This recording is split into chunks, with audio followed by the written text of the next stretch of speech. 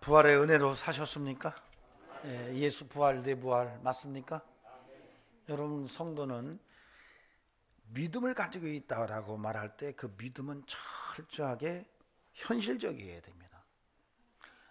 그냥 구름 위에 떠다니는 뭘 잡는 게 믿음이 아니에요. 신앙생활은 철저하게 여러분의 개인의 현실 속에서 경험돼야 됩니다. 하나님의 말씀이 그렇게 경험돼야 되고, 부활절이면 부활의 사건이 실제로 내 삶 속에서 경험되지 않으면 믿음은 힘이 없는 겁니다. 그런 은혜가 함께하시길 바랍니다.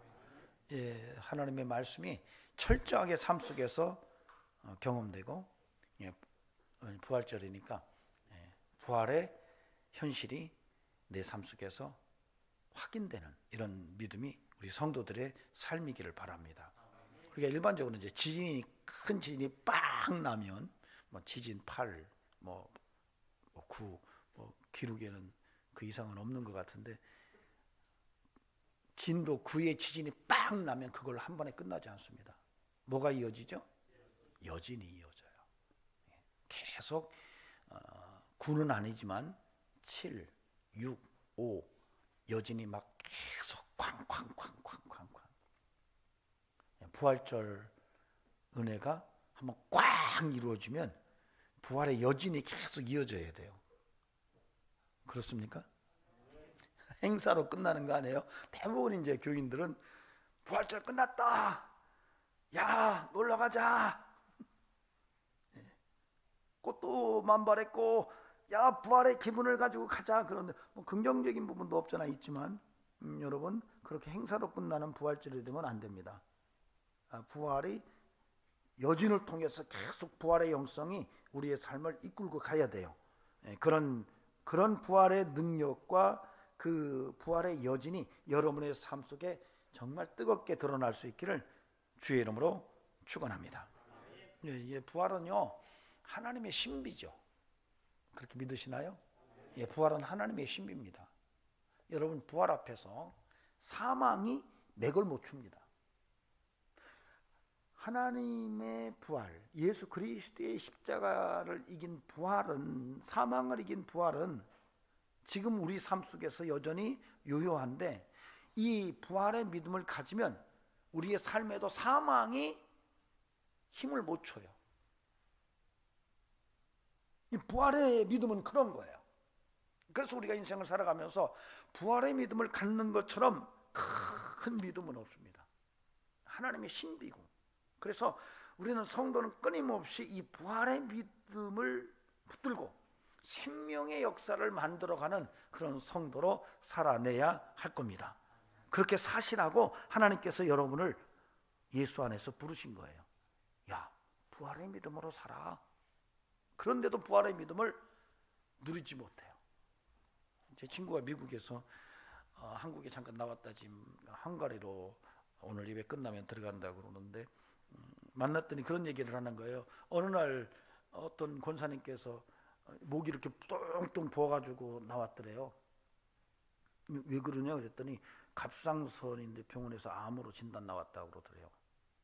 그래서 그랬대요. 예수의 이름으로 나을 걸 믿느냐고. 그랬더니 아멘 그러더래요. 그럼 기도합시다. 그리고 목에 손을 대고 팍 기도를 했더니 그 혹이 싹 사라졌더래요. 깜짝 놀랐잖아요. 그 다음날 이쪽에 나타났더래요. 분명히 사라졌는데 이쪽에 또 나타났더래요. 왜 그럴까요? 의심하는 거죠. 여러분, 그냥 믿으세요. 믿으시기 바랍니다. 부활을 믿으세요. 부활을 믿으면 살아납니다. 부활의 그 능력이 여러분 속에서 생기를 더하고, 그 부활의 능력이 여러분을 희망으로 이끌고 부활이 우리를 살려냅니다.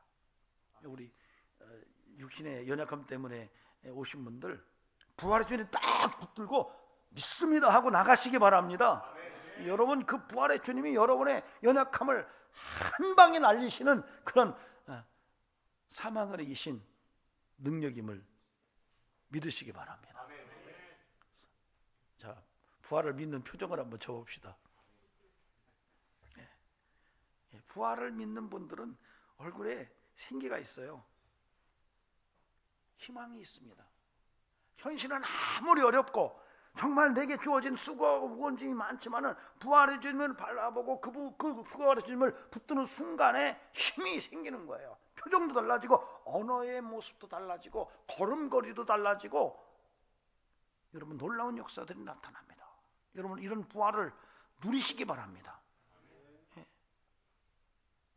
그래서 오늘은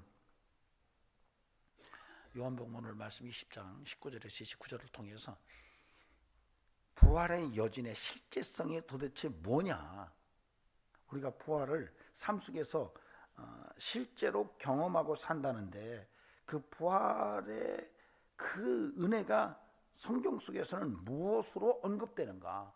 우리는 부활의 믿음을 가졌다고 그럴 때 그 부활의 믿음이 어떻게 구체적으로 내 삶 속에 강력하게 확인될 수 있는가, 이런 문제들을 함께 말씀 속에서 확인하고 다시 한번 우리 마음을 새롭게 다잡고 부활의 여진을 느끼면서 살아가는 이런 축복의 삶이 되기를 소망합니다.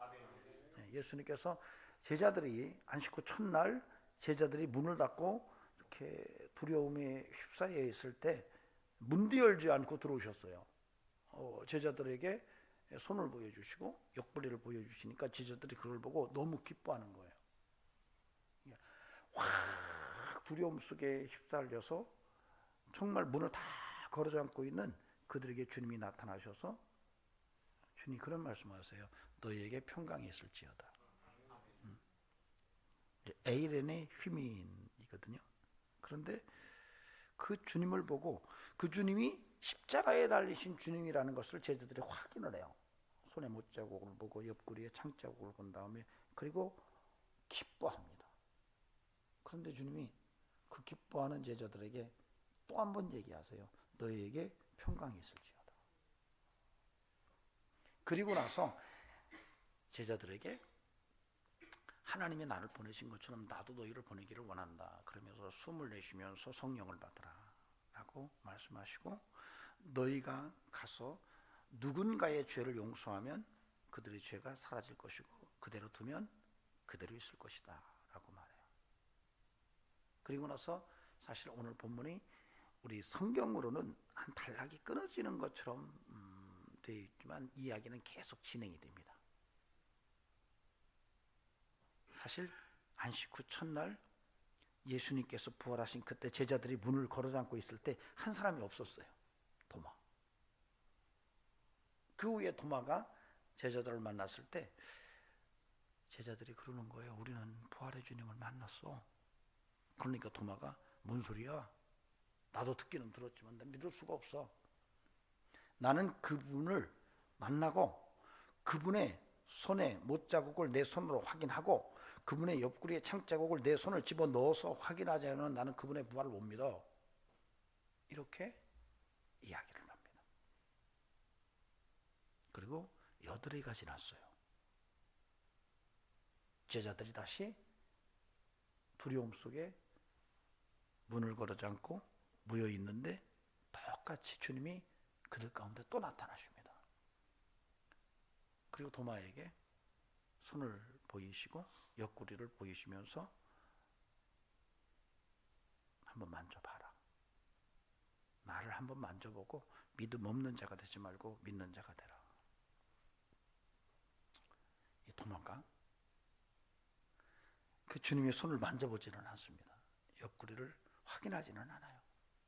그러나 도마는 그 부활의 주님을 인정을 합니다. 근데 특이한 것은 그때 거기서 주님께서 에이렌의 휴민이라는 말을 똑같이 한 번 더 쓰세요. 이런 내용이 오늘 우리가 읽은 본문입니다. 이 본문은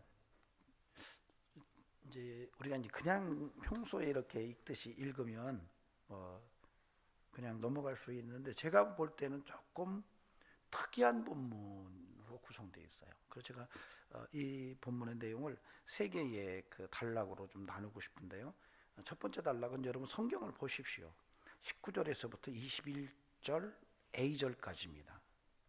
여러분 19절에서 21절 A절 제가 읽을게요. 이날 곧 안식 후 첫날 저녁 때에 제자들이 유대인들을 두려워하여 모인 곳의 문들을 닫았더니 예수께서 오사 가운데 서서 이르시되 너희에게 평강이 있을지어다. 이 말씀을 하시고 손과 옆구리를 보이시니 제자들이 주를 보고 기뻐하더라. 예수께서 또 이르시되 너희에게 평강이 있을지어다. 요걸 한 단락으로 나눴습니다.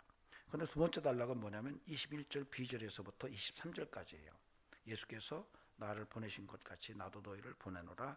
이 말씀을 하시고 그들을 향하사 숨을 내쉬며 이르시되 성령을 받으라. 너희가 누구의 죄든지 사하면 사하여질 것이요 누구의 죄든지 그대로 두면 그대로 있으리라 하시니라. 여기 이제 두 번째 구절체고요.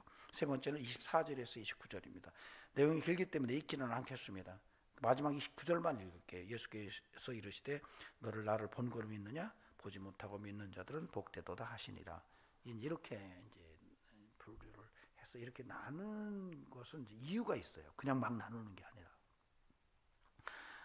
이것은 각 구절체가 이렇게 단락으로 이렇게 이어져가는 과정 속에 연속성에 좀 문제가 있다라고 제가 보는 거예요. 이거 좀 이상한데? 그래서 여러분이 잘 보시면 아까 이제 제가 두 번째 구절체라고 그랬죠. 21절 B절에서 23절이 마치 어떤 이야기가 쭉 진행되는 과정 속에서 다 끼어든 것 같은 느낌이 드는 거예요.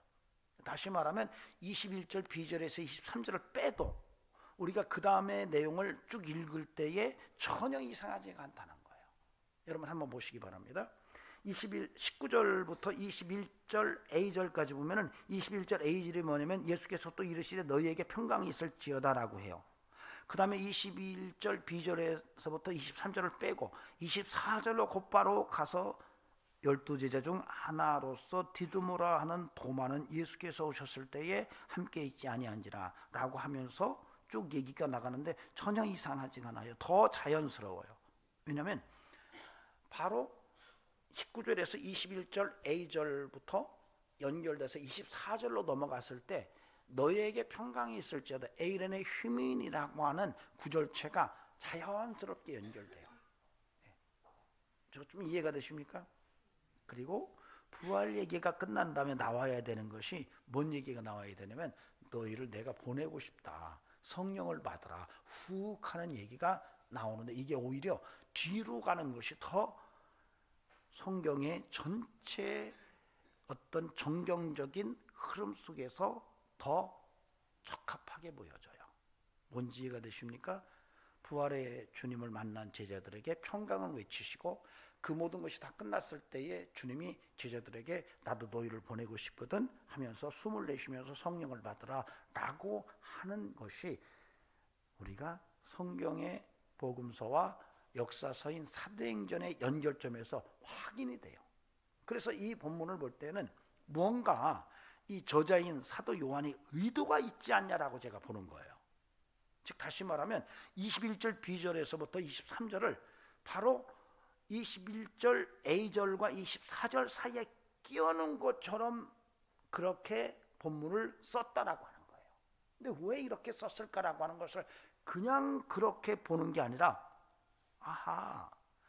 이렇게 21절 B절에서부터 23절을 중간에 껴 넣었다고 생각을 해서 보니까 19절부터 21절 A절까지에 나타나는 너에게 평강이 있을지어다 에이렌의 휘민과 24절에서 29절에서 한 번 더 이 도마에게 언급되는 에이렌의 휘민의 의미가 다르다는 거예요. 그걸 제가 본 거예요.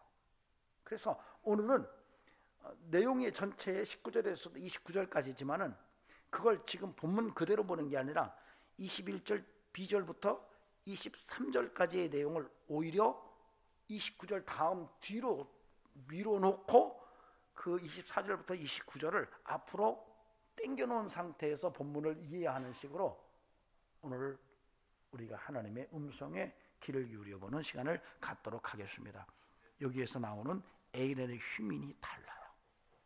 그러니까 19절에서부터 21절 A절에 나오는 두 번의 너에게 평강이 있을지어다 에이렌의 휴민과 24절에서부터 29절에 나오는 도마가 있을 때 예수님께서 너에게 평강이 있을지어다 에이렌의 휘민을 이야기한 내용의 의미가 문맥 속에서 차이가 나고 있다는 거예요. 여러분, 이거 굉장히 중요한 거거든요. 여러분, 오늘 하나님의 음성을 들을 수 있는 귀가 열려지기를 주의 이름으로 권면을 드립니다. 이렇게 보니까 아하, 부활의 여진이 뭐냐라고 하는 게 막 확 드러나는 거예요. 그냥 부활의 한 사건이 아니라 부활의 사건이 일어난 뒤로부터 성도들의 삶 속에 부활의 그 여진이 지속적으로 나타나야 하는데 그 부활의 여진의 구체적인 내용이 뭔지라고 하는 것이 확연하게 드러나는 거예요. 그래서 오늘 여러분에게 이 부활의 사건 이후에 부활의 여진의 삶이 어떤 건지를 다시 한번 확인하고 그걸 붙들고 그것을 살아내는 이런 은총이 함께하기를 소망합니다. 먼저 우리가 19절에서 21절 A절까지를 보도록 하겠습니다. 아까 읽었기 때문에 여러분 제가 그 내용은 다시는 읽지는 않겠습니다. 안식구 첫날 제자들이 공포와 두려움 속에 확 있을 때에 예수님께서 문뒤열지 않고 나타나셔서 제자들에게 이야기해요. 너희에게 평강이 있을지어다. 두려움 속에 확 있을 때 그 놀랬죠. 그렇잖아도 두려움 속에 있는데 갑자기 주님이 나타나셨으니까. 근데 그 다행히 주님께서 손을 보이시고 옆구리를 보이시면서 내가 죽은 십자가에서 죽은 그리고 너희가 이미 여인들을 통해서 들은 예수 맞아 라고 확인시켜줘요. 그러니까 제자들이 그걸 확인한 다음에 엄청 기뻐하는 거예요. 그러니까 주님이 또 그들에게 이르시되 에이렌의 휘민 너에게 평강이 있을지어다 이렇게 언급하시는 거예요. 이 단락이요.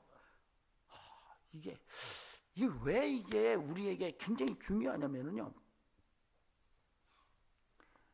이 본문이 좀 이상한 거예요. 이제 영감 있는 성도, 영감이 없는 성도가 있고 영감이 있는 성도가 있는데 영감이 있는 성도는 이걸 보고 이게 뭐야?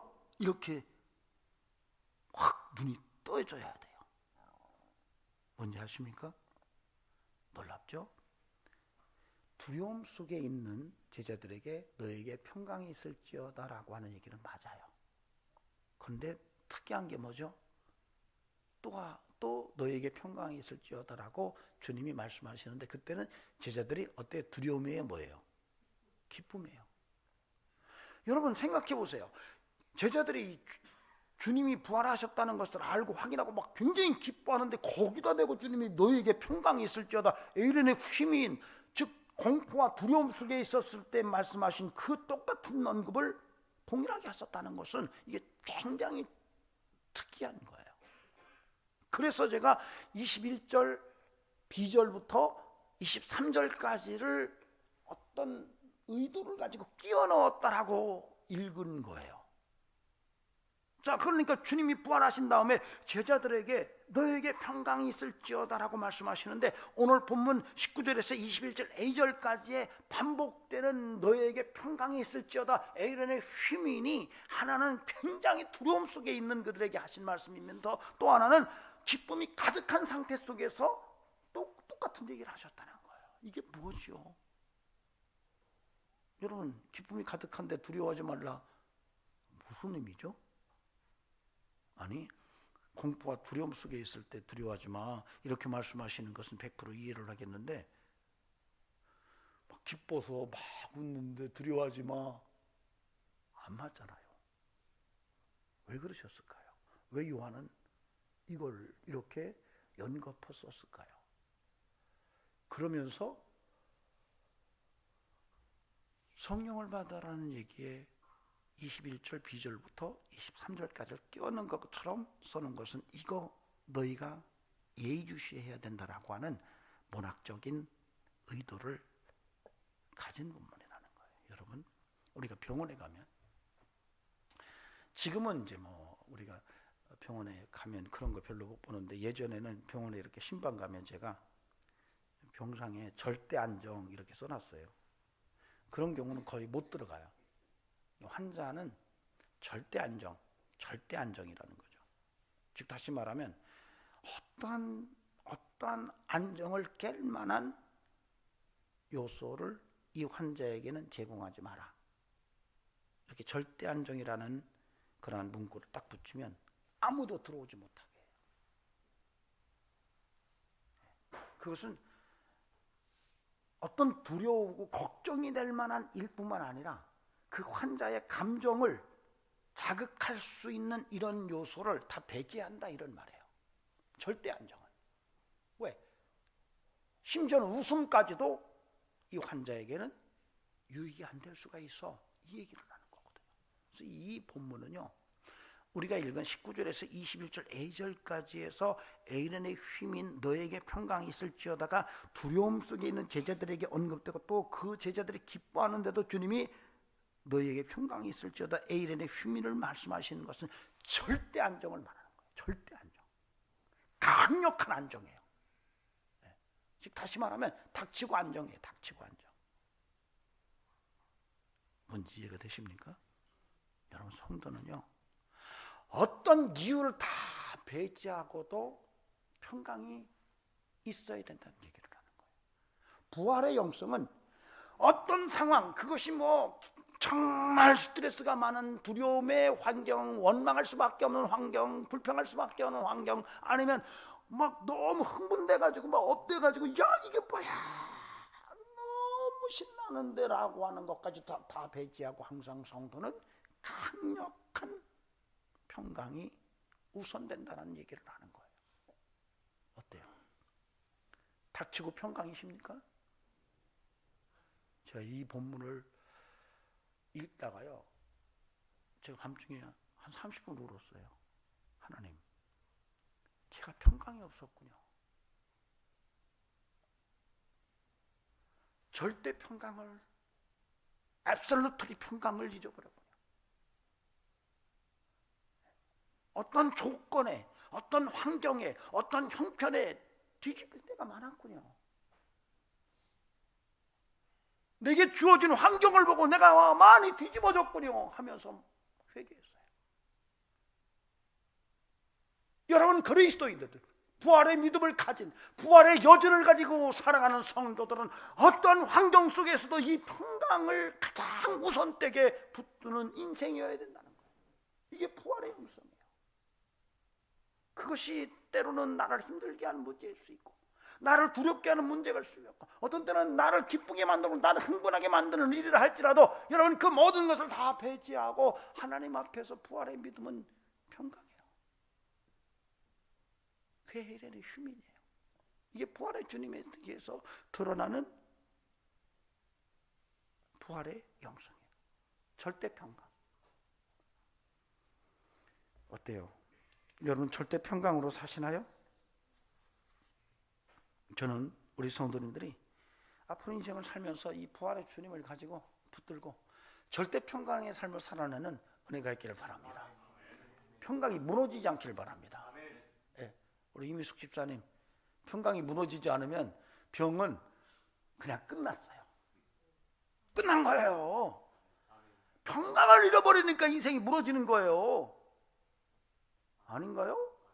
열받으니까 가서 술 먹고, 열받으니까 가다가 지나가는 사람 막 칼로 찌르고 나하고도 관계없는데, 열받으니까 평강을 잃어버리니까 나하고 전혀 관계없는 사람 지나가다 망치로 치고, 심지어는 위에서 쿵쾅거리고 애가 뛴다고 가서 화염방사기로 불지르고 이러는 거예요. 인류가 뭐가 문제가 되냐? 평강을 잃어버린 게 문제가 되는 거예요. 우리가 지금 인생에 뭐가 문제냐? 평강을 잃어버린 게 문제예요. 그러니까 성경은 절대 평강을 얘기하는 거예요. 절대 평강. 아멘 합시다. 근데 참 재미난 것은요, 예수님께서 제자들에게 요한복음 14장 27절에서 이런 말씀을 하십니다. 평안을 너희에게 끼치노니 곧 나의 평안은 너희에게 주노라. 내가 너희에게 주는 것은 세상이 주는 것과 같이 아니하니라. 너희는 마음에 근심하지도 말고 두려워하지도 말라. 그러니까 예수님께서 내가 주는 평강은 세상이 주는 것과 달라, 이런 얘기예요. 근데 이 본문을 27절부터 읽으면 좀 특이한 것을 발견할 수가 있어요. 26절에서 27절을 주님이 평강을 주셨구나, 세상이 주는 것과는 다른 평강을 주셨구나 라고 하는 것으로만 말고 26절과 같이 읽으면 거기에서는 성령을 말씀하세요. 그러니까 보혜사 곧 아버지께서 내 이름으로 보내실 성령, 그가 너희에게 모든 것을 가르치시고 내가 너희에게 말한 모든 것을 생각나게 하리라 라고 하면서 그 다음 평강 얘기를 하세요. 그러니까 이게 뭐냐면 주님이 주는 참 평강은 세상이 주는 평강과 다른데 그 평강은 성령으로 인한 평강임을 이야기하는 거예요. 즉 다시 말하면 성령 충만할 때 가장 강력하게 우리 가운데 확인되는 게 평강인데 이 평강은 절대 평강이라는 거예요. 세상이 빼앗을 수가 없는 거예요. 세상이 주는 것과는 달라요. 어쩌면 세상이 주는 것은 평강이라기보다는 편안함일 수도 있어요. 편안함일 수도 있어요. 그러나 편안함과 평안은 다르죠. 편안함과 평강은 달라요. 편리함과 우리가 말하는 에이렌의 샬롬은 다르죠. 주님이 주는 건 다르다는 거예요. 그래서 여러분 저는 부탁드립니다. 이제 앞으로 살아가면서 부활의 주님을 붙들고 정말로 평안을 지켜내는 이런 은총이 함께 하시기를 주의 이름으로 간절히 부탁을 드립니다. 닭평, 닥치고 평안. 그런 표정을 한번 줘봅시다. 닭평. 여러분의 평안을 깨는 게 뭔가요? 돈인가요? 뭐가 여러분을 두렵게 만들고 여러분을 흥분하게 만들고 열받게 만들고 좌충우돌하게 만들고 압력밥솥 어느 정도 열이 가해지면 가만히 있지만은 어느 정도 열이 더 가해지면은 그 다음에 칙칙칙칙칙 딸랑딸랑딸랑딸랑 칙칙칙칙 하잖아요. 그렇잖아요. 우리 이만수환 씨는 오늘 기도 은혜스럽게 하셨지만 누가 옆에서 건드리면 처음에는 쭉 참다가 조금 전면 쏘다고 조금 너무 으아 하고 한번 터지잖아요. 압력밥솥 김 빼야 되잖아요. 뭐예요? 여러분의 인생에 평안을 깨는 게 뭐예요? 샬롬을 깨는 게 뭐예요? 부활의 주님의 에이렌의 힘인 너에게 평강이 있을지어다라고 말씀하시는데 그 부활의 주님이 허락하신 그 평강을 깨는 게 내 인생에 무엇인지를 한번 확인할 수 있어야 돼요. 그리고 그런 것들을 배제하면서 참 평강의 삶을 살아내는 성도가 돼야 하는 것입니다. 전 저와 여러분의 삶 속에 이 부활의 주님을 붙들고 진짜 절대 평강의 삶을 사는 은혜가 있기를 바랍니다. 가끔 우리가 이제 불멍이라는 말을 합니다. 불멍 뭔지 아세요? 우리 김종훈 집사님 불멍?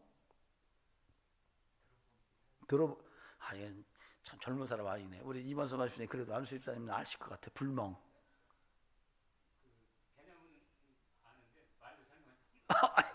왜 이렇게 무식해요들? 좀 유식하세요 좀. 이건 공부로 되는 건 아니고 불을 쳐다보고 멍하네 이제 불멍이라고 그래요. 조명재 집사님 맞죠? 예. 여러분 쉽게 말하면 설명하면은요 모닥불을 여러분 그 캠프를 갔는데 모닥불을 안에다 켜놓고 불이 타고 있는데 불을 쳐다보면 여러분 사람은 본질적으로 불을 좋아합니다. 그래서 여러분 좀 뜨거워질 필요가 있어요. 얼음보다는 뜨뜻한 게 좋듯이. 근데 뜨뜻한 불 앞에 딱 앉으면은요 불을 타는 걸 가만히 보고 아무 생각이 안 나는 거예요. 불만 멍청하게 쳐다보고 아무 생각이 안 돼요. 그걸 불멍이라고 불러요. 어떤 분은 돈멍도 있어요. 돈만 보면 아무 생각이 안 나는 거죠. 멍해가지고. 근데 그리스도인은 예수만 바라보면 멍하면 되지 않겠나. 예수만 바라보면 모든 생각이 지워지고 멍한 거예요. 그게 너무 좋은 거예요. 예수만 바라보고 있는 게 너무 좋은 거예요. 에이렌 휴민이 여러분의 삶 속에서 늘 살아있기를 주의 이름으로 축원합니다. 예수만 바라보고 멍하고 삽시다. 사람들이 그걸 보고 멍청이라고 말할 수는 있어도 우리는 예수 때문에 좀 멍청이가 되면 오히려 그것이 우리의 인생 속에 복이 될 줄로 믿습니다. 그래서 오늘 절대 평안해요. 절대 평안. 부활의 주님께서 제자들에게 두려움 속에서 또 기뻐할 때도 너희에게 평강이 있을지어다 말씀하시는 것은 부활의 믿음은 절대 평안이다, 이 얘기를 하는 거예요. 자, 그 다음에 제가 아까 이제 21절 B절부터 23절까지는 오히려 뒤로 뺀다 그랬어요. 왜냐면 그 단락이 의도적으로 끼워놓은 것 같아요. 왜냐면 그 다음에 24절에서 29절 사이에 너에게 평강이 있을지어다라는 말을 또 하세요. 그러니까 상황은 똑같아요. 즉 다시 말하면 19절에서 21절 A절까지 나온 본문 속에서 제자들이 두려움 속에 있을 때 소리 없이 주님이 나타나신 거나, 그 이후에 도마와 제자들이 또 있을 때 그때 또 소리 없이 나타나신 거나 상황이 똑같아요. 근데 거기에 언급되는 것이 똑같아요. 너에게 평강이 있을지어다. 근데 여기서는 한 번 언급이 돼요. 근데 이 본문은 그럼 도대체 뭘까? 그럼 이 본문이 좀 다르다는 건데 왜? 그 사이에 21절 B절부터 23절까지 내용이 끼어들어왔다라고 본다면 사도 요한은 무언가 의도한 바, 앞에서 말한 에이렌의 휘민과 24절에서 29절 사이에 도마와 함께 있을 때 내 언급한 이 에이렌의 휘민이 문맥적 의미가 다르다는 것을 알고 싶었던 거예요. 저는 그렇게 읽혀져요. 그러면 24절에서 29절 사이에서 드러나는 이 너에게 평강이 있을지어다라고 하는 이 의미는 또 뭔가?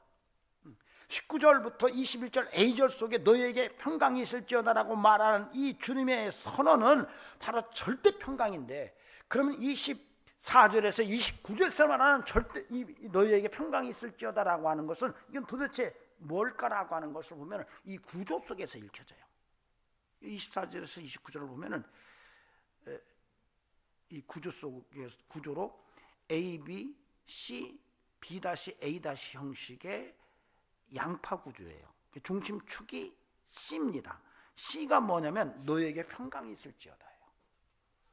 여러분 본문을 24절에서 29절을 보면은 24절에서 29절의 중심축이 되는 구절체는 바로 너에게 평강이 있을지어다라고 하는 내용이 그런 축에 해당해요. 26절부터 26절이 그에 해당해요. 26절.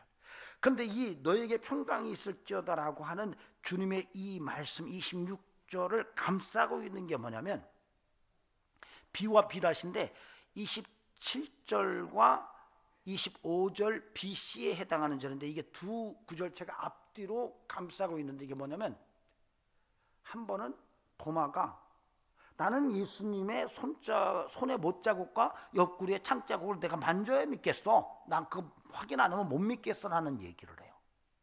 그 다음에 비다시는 예수님이 도마에게 손을 내미시면서 야, 한번 만져보고 믿음 없는 자가 되지 말고 믿는 자가 돼, 이렇게 말씀하세요.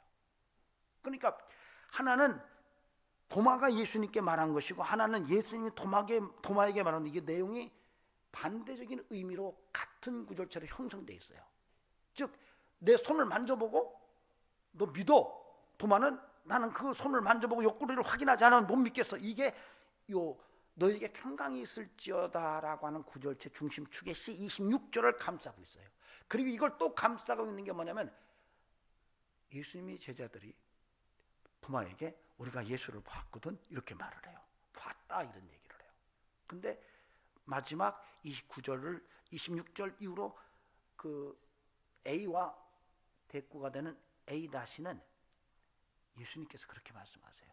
보고 믿는 믿음보다 보지 못하고 믿는 믿음이 더 크다, 이렇게 얘기하세요. 즉 다시 말하면 본다라고 하는 얘기를 서로 대꾸로 형성해놨고 이것이 너에게 평강이 있을지어다라고 하는 이 구절체를 딱 두 겹으로 감싸고 있는 거예요. 이게 뭘 의미하냐면요, 즉 이 24절에서 29절에 너에게 평강이 있을지어다, 이 평강은 뭐냐면 바로 보고 확인하고 경험하는 과정 속에서 믿음으로 만들어내는 평강을 의미하는 거예요. 즉 다시 말하면 19절에서부터 21절 A절까지의 반복되는 너에게 평강이 있을지어다라고 하는 것은 두려움과 기쁨의 상황 속에서 동일하게 언급된 것인데, 그래서 이것은 절대 평안을 말하는 것이라면 24절에서 29절은 이것은 실제적 삶의 경험 속에서 부활의 주님을 확인하고 그리고 나서 얻어지는 평강을 이야기하고 있다는 거예요. 즉 다시 말하면 이건 19절부터 21절 A절의 내용의 에이렌의 휘민과는 약간 차이가 있는데, 그게 약간 차이가 아니라 실제로 굉장한 차이를 안고 있다는 거예요. 이제는 너희가 부활의 주님을 실제 삶 속에서 경험하면서 그분을 손으로 만져보고 그리고 그분을 확인하면서 얻어진 그 은혜로 말미암아 너희가 에이렌의 휘민 평강이 있어야 된다라고 하는 얘기를 하는 거예요. 여러분, 그러므로 저와 여러분은요, 절대 평강도 필요하지만 또 일상의 삶 속에서 끊임없이 부활의 주님의 은혜를 경험하면서 여러분 그 부활의 주님을 삶 속에서 실제로 내가 맛보고 경험하고 그리고 믿음으로 평강을 이어나갈 수 있는 이런 영성이 필요하다는 얘기예요. 아멘.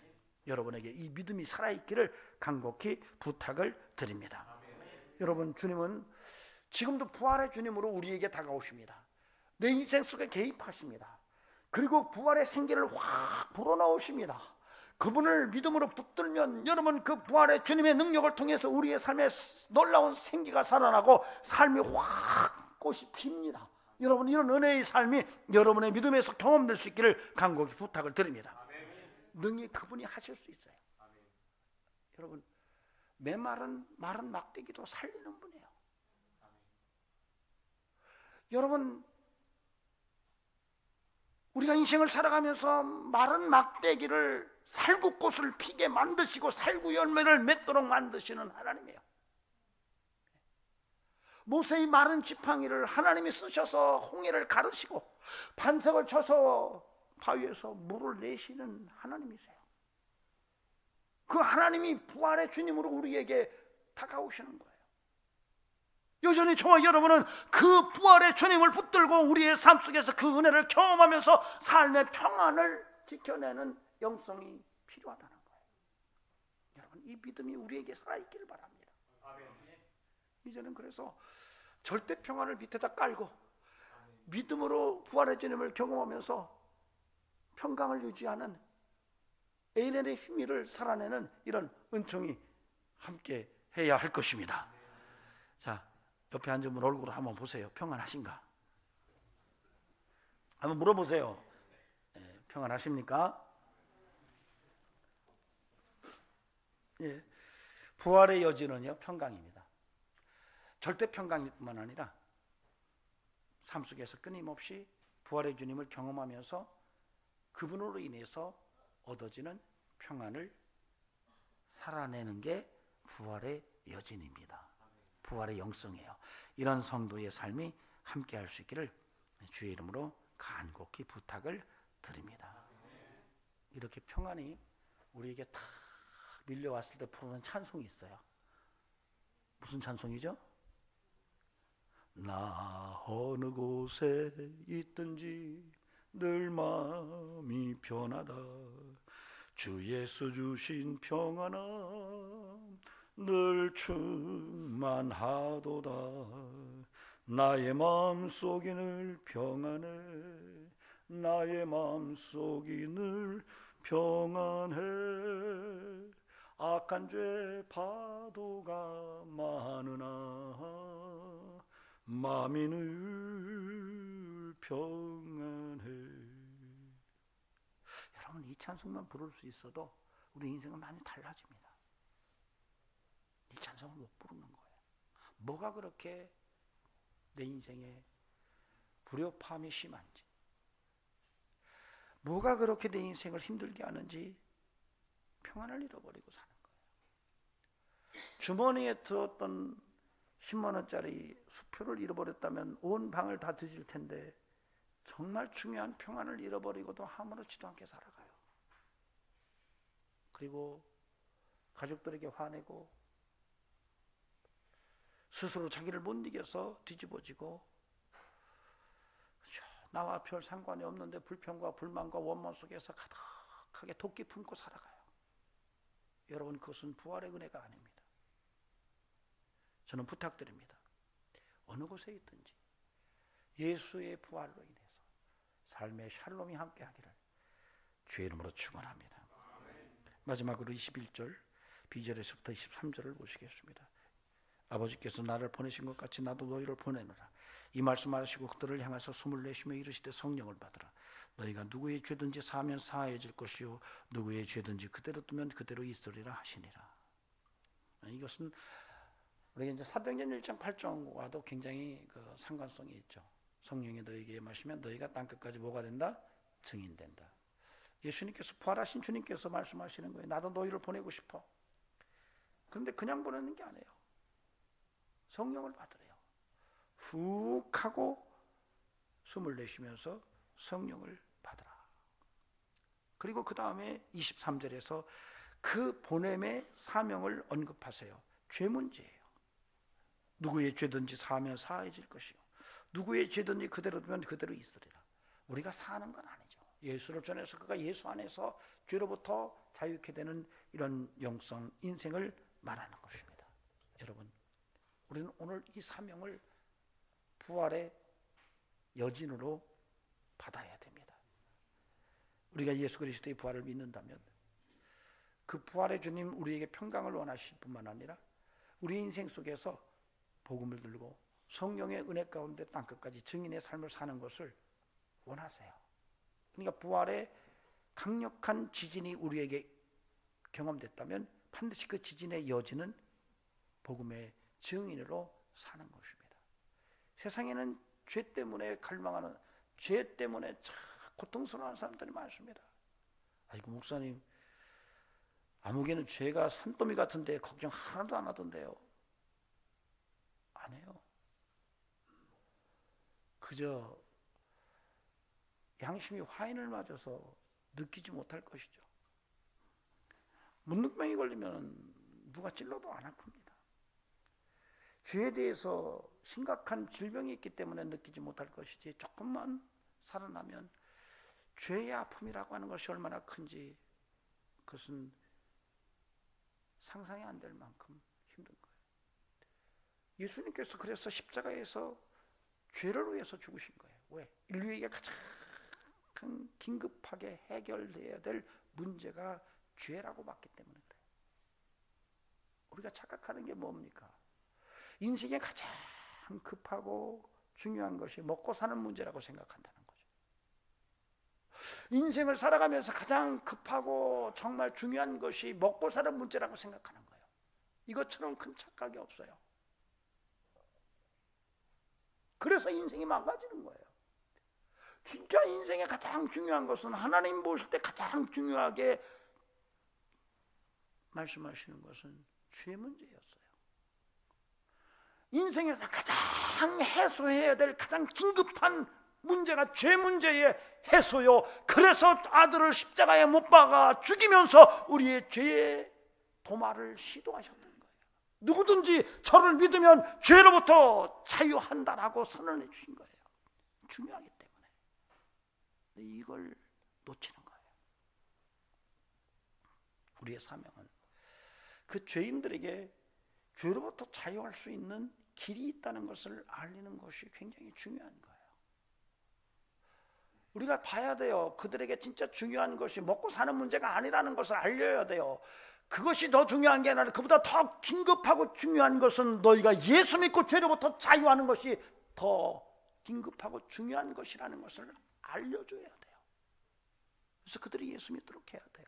뿐만 아니라 내 인생도 먹고 사는 문제가 더 중요한 게 아니라 바로 예수 붙들고 믿음으로 부활의 영성으로 살아갈 뿐만 아니라 그 은혜 속에서 성령의 능력을 힘입고 복음의 증인으로 사는 것이 더 중요하다는 것을 알고 사는 인생이 되어야 된다는 거죠. 여러분, 이 부분에서 여러분의 삶에 초점이 흐려지지 않기를 바랍니다. 초점이 흐려지는 거예요. 잘 안 보이는 거예요. 그건 것 같은데 아닌 것 같기도 하고 자꾸 페이드 인, 페이드 아웃이 일어나면서 혼란스럽게 인생을 사는 거예요. 아니에요. 성경은 명확하게 말합니다. 인생에서 가장 먼저 해결해야 될 것이 죄다. 먹고 사는 문제가 아니라 죄의 문제야. 이 얘기를 하고 있는 거예요. 이 삶을 위해서 하나님께서 우리를 부르셨고 부활의 은혜 속으로 우리를 이끄셨던 거예요. 저와 여러분의 삶 속에 부활의 여진이 살아있어서 죄인들에게 예수 그리스도를 전하면서 하나님의 영광을 드러내는 구원의 통로로 쓰여지는 은총이 있기를 바랍니다. 부활의 은혜로 삽시다. 우리 연약한 분들도요, 부활의 주님 붙으세요. 돈에 메말라 있잖아요. 그 돈을 한번 손들어 봅시다. 나 돈 좀 벌어 봅시다. 돈 안 벌고 싶으세요? 참 손들을 때는 또 손 안 들고 뭐. 목사가 할 일 없어가지고 손들라고 그러겠어요. 예수의 이름으로 돈 벌지어다 이렇게 말하고 싶을 뿐이지. 근데요, 방구를 자꾸 끼다 보면 뭐 한다 그러잖아요. 자꾸 손 들다 보면 돈이 들어요. 그렇잖아요. 믿음으로 손 드세요. 아니, 옛날에는 그 교회에서 목사님들이 뭐 순교할 사람은 손 드세요. 그러면 손 많이 들었어요. 뭐 100명이 이렇게 있으면 뭐 나중에 뭐 순교할 사람 손 드세요 그러면 95명 정도 손 들어요. 남 손 드니까 다 손 드는 거죠. 이제 어떤 목사님이 그러시더라고요. 현찰이 아니니까 거침없이 손을 든다는 거예요. 근데 놀랍죠? 그래서 손을 들어보면 서너 번만 들어보면은요, 그 다음에요, 진짜 예수 믿고 순교할 자리 가면 손 들고 나갑니다.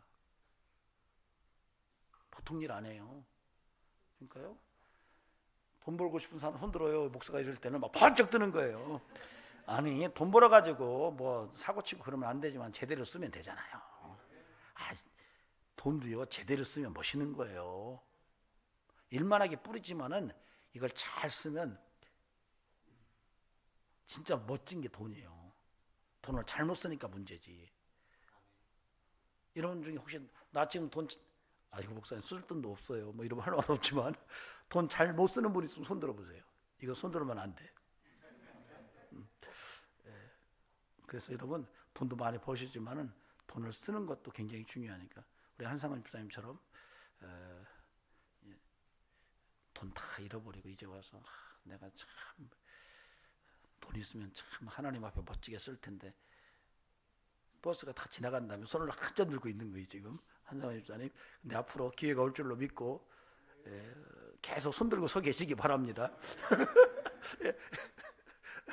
지나간 버스가 뒤로 돌아가고 앞으로 와요. 그러니까 그러면 다시 타면 됩니다. 기회는 언제든지 와요. 상상이 안 되는 기회가 하나님께서 예비하셨습니다. 부활의 주님의 부활은 상상이 안 되는 부활이에요. 여러분 그렇게 하시고 부활의 영성을 살아가는 저와 여러분이 되시길 바랍니다. 여러분 두려움도 막 거부하십시오. 여러분 때로는 우라통이 터져가지고 평강이 깨질 것 같으면 여러분 평강이 깨져라 하고 그냥 우라통을 터뜨리지 마시고 여러분 우라통을 거부하시기 바랍니다. 우울도 거부하시고 저주도 거부하시고 여러분 내 인생 속에 불만, 불평, 원망 이 위에서 막 터질 것 같지만은 그때 김을 쫙 빼고 그냥 거부하시기 바랍니다. 탁 떠나가도록. 그래서 평강을 유지하는 이런 승리자가 되시기를 주의 이름으로 축원합니다. 기도하시겠습니다. 하나님 감사합니다. 너에게 평강이 있을지어다. 하나님 부활의 주님의 간곡하신 소망 부활의 여진이 우리에게 이루어지기를 원합니다. 하나님 끊임없이 평강이 이어지게 하시고 뿐만 아니라 우리가 주의 복음을 들고 땅끝까지 가는 귀한 영성으로 살아가는 성도되게 하옵소서. 이제는 우리 구주 예수 그리스도의 은혜와 하나님 아버지 살아계심과 성령님의 역사하심 오늘도 예수 그리스도의 부활을 통해서 부활의 여진을 경험하기를 원하는 귀한 심령들에게 부활의 경험을 통해 하나님께 영광 돌리기를 간절히 소망하며 축원하옵나이다. 아멘.